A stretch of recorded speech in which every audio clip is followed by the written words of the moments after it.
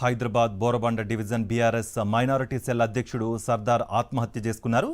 Corporator బాబా ఫసీయుద్దీన్ వేధింపుల వల్లే Sardar suicide చేసుకున్నాడని ఆరోపణలు వ్యక్తమవుతున్నాయి. 15 రోజుల క్రితం సర్దార్ ఇంటిని బాబా ఫసీయుద్దీన్ కూల్చివేయించాడని ఆరోపణలు వినిపించాయి. ఫసీయుద్దీన్ వేధింపులు ఎక్కువ కావడం వల్లే సర్దార్ ఆత్మహత్య చేసుకున్నాడని, అతనిపై కేసు నమోదు చేయాలని మృతుడి బంధువులు డిమాండ్ చేస్తున్నారు.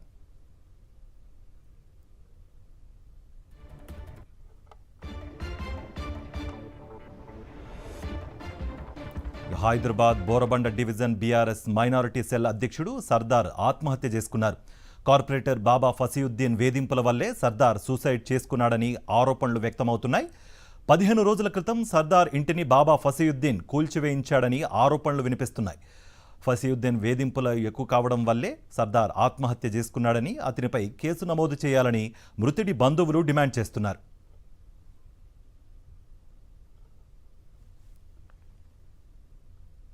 कैसा हुआ?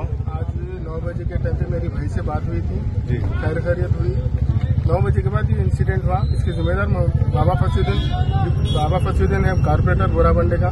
इन्हें मेंटली टॉर्चर हम बहुत दिन से दे रहा था और घर को भी हमारे डिमोलिश कराया उन्होंने 15 दिन पहले। उससे टॉर्चर होने से डेली टॉर्चर है, उससे कुछ ना कुछ किसी ना किसी भिजा के टॉर्चर मारने की धमकी ये बाबा फसुद्दीन दे रहा था। आज इसके जिम्मेदारी बाबा फसुद्दीन।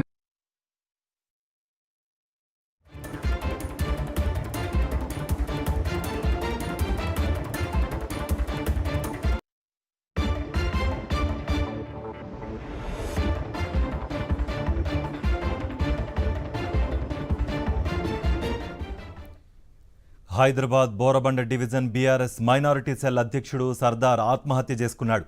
కార్పొరేటర్ బాబా ఫసీయుద్దీన్ వేధింపుల వల్లే సర్దార్ సూసైడ్ చేసుకున్నాడని ఆరోపణలు వ్యక్తమవుతున్నాయి.